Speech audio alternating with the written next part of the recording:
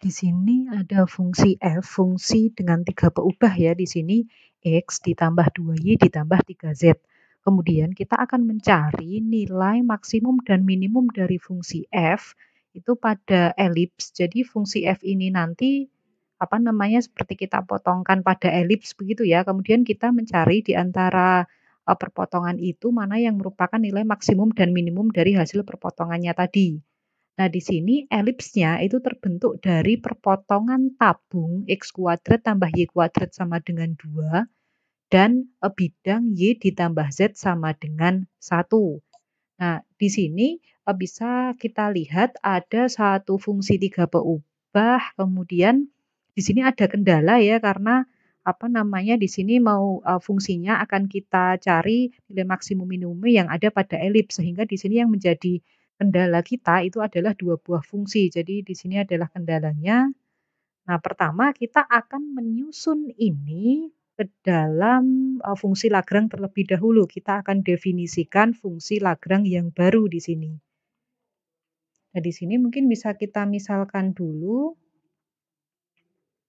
Taruhlah sudah ada f. Nah, sekarang misalnya g. Di sini adalah fungsi x kuadrat ditambah y kuadrat dikurangi 2 sama dengan 0 ya dari yang kendala pertama. Kemudian misalnya h di sini adalah y ditambah z dikurangi 1 sama dengan 0. Jadi di sini kita punya fungsi f nah dengan 2 kendala di sini. Nah, kemudian kita susun fungsi Lagrange yang baru. Nah, misalnya f besar begini ya.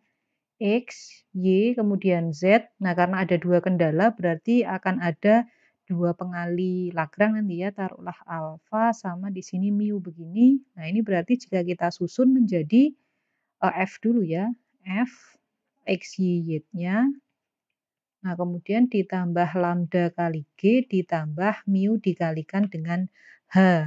Di sini kita peroleh, jadi fungsinya akan didefinisikan menjadi f, x, y, z, kemudian lambda dulu ya, lambda, kemudian mu di sana, lambda, mu. Nah, ini menjadi f-nya tadi, fungsinya adalah f kecilnya tadi ya, di soal tadi, x tambah 2y ditambah 3z. Kemudian di sini lambda dikali g-nya, g-nya adalah x kuadrat ditambah y kuadrat dikurangi 2. Ini kendala yang kedua selanjutnya adalah mu dikalikan h, y ditambah z dikurangi 1. Nah, fungsi baru ini, fungsi Lagrange ini sekarang akan kita cari maksimum minimumnya di sana. Jadi kita akan mencari turunan parsial terhadap x, terhadap y, terhadap z, terhadap lambda, dan juga terhadap mu di sana. Nah, kemudian nanti syarat maksimum minimum diperoleh pada saat turunan parsial per variabel tersebut tadi kita buat sama dengan 0 nanti. Jadi di sini yang pertama kita akan cari fx. Nah, fx-nya di sana agar dia maksimum. Jadi di sini ya agar mencapai maksimum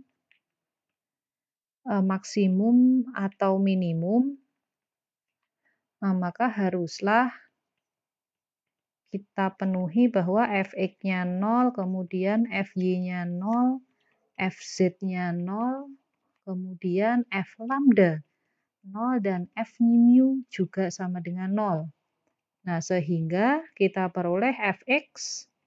Nah, turunkan terhadap x sekarang fungsi yang ini tadi. Terhadap x berarti hasilnya tinggal 1 ditambah ini ya.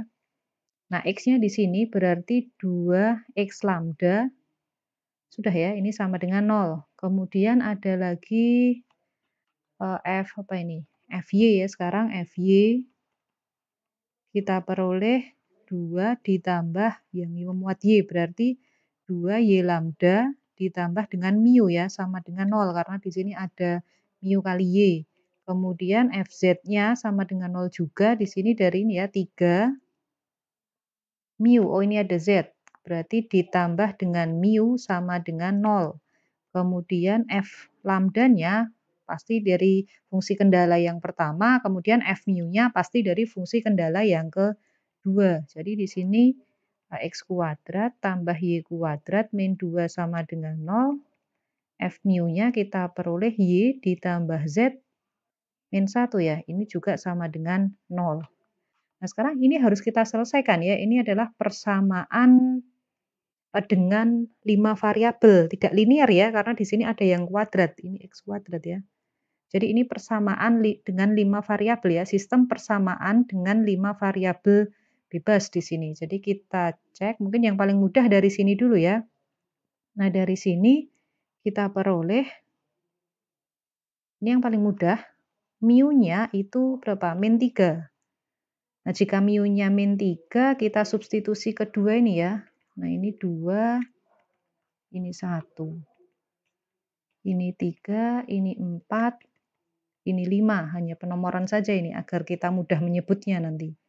Diperoleh mu sama dengan 3, disubstitusi ke persamaan 2.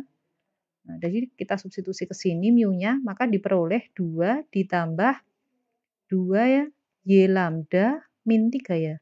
Min 3 hasilnya 0. Ini analog dengan kita punya berarti 2 Y lambda sama dengan 1 ya. 1. Nah, dengan kata lain di sini bisa rekan-rekan peroleh ya, Y-nya ya. Y-nya kita buat dalam lambda karena di sini ada X ada lambda juga.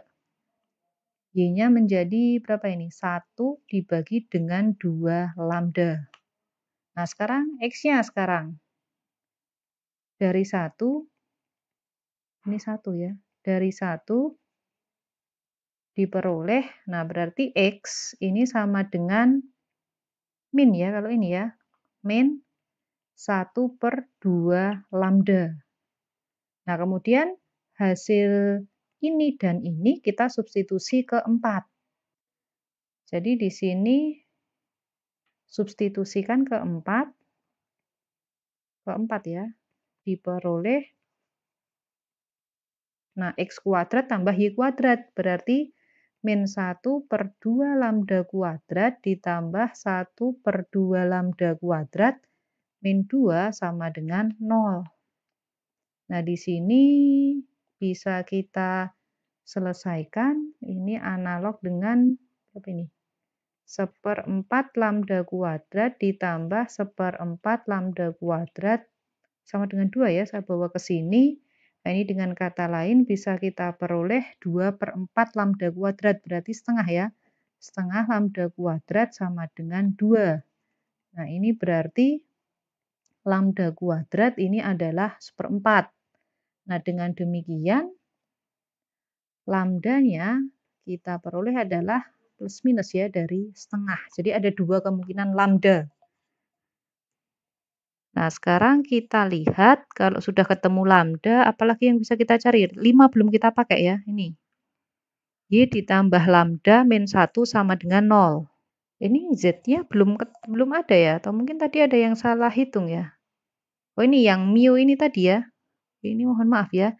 Yang dengan mu ini tadi kan Y ditambah Z dikurangi 1. Berarti ini seharusnya Z ya. Nah, jadi Z-nya bisa dicari dari situ nanti. Kita cari X dan Y dulu ya, agar lebih mudah. Di sini Y-nya itu, di sini tadi, 1/2 dikali lambda, ini min 1/2 lambda ya. Jadi di sini diperoleh, ada 2 kasus berarti nanti, untuk lambda sama dengan setengah, maka X-nya tadi, X-nya itu yang apa? Min ya. Min setengah lambda, berarti X-nya menjadi min 1 ya. Dan Y-nya akan menjadi 1, karena dia setengahnya ini 1/2 lambda. Nah, jika X-nya 1, X-nya min 1, Y-nya 1, nanti rekan-rekan bisa peroleh Z-nya dari yang persamaan kelima ini tadi. Y ditambah Z dikurangi 1, hasilnya harus 0. Nah, dari sini diperoleh sehingga Y ditambah Z dikurangi 1 sama dengan 0, berakibat Z-nya sama dengan berapa? 0 ya. Berarti hasilnya yang pertama di sini adalah 1, X-nya min 1, Y-nya 1 ya. Kalau X-nya min 1, Y-nya 1, kemudian Z-nya ketemu 0 di sini.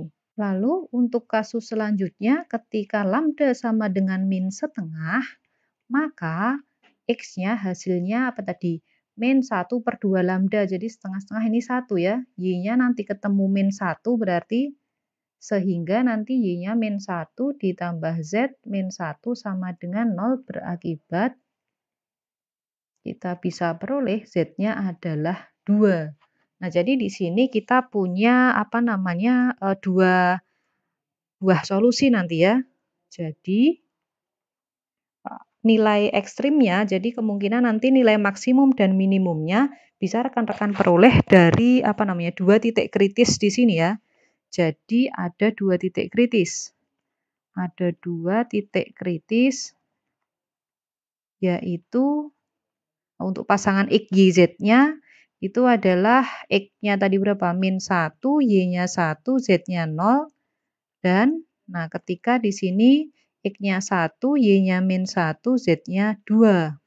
Nah kemudian kita lihat sekarang nilai maksimum minimumnya di sini F. Karena yang ditanyakan tadi kan nilai fungsi mencari nilai maksimum dan minimum dari suatu fungsi tadi ya. Tinggal kita substitusi ke fungsi yang ada pada soal ya.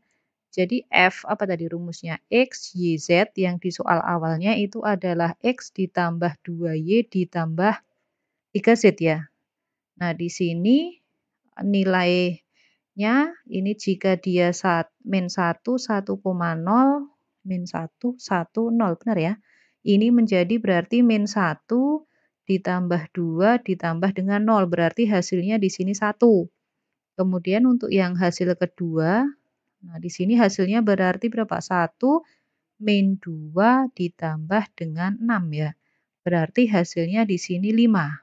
Nah, jadi dari sini terlihat maksimumnya itu nilai maksimumnya adalah 5 dan dicapai pada saat X-nya 1, Y-nya min 1, Z-nya 2.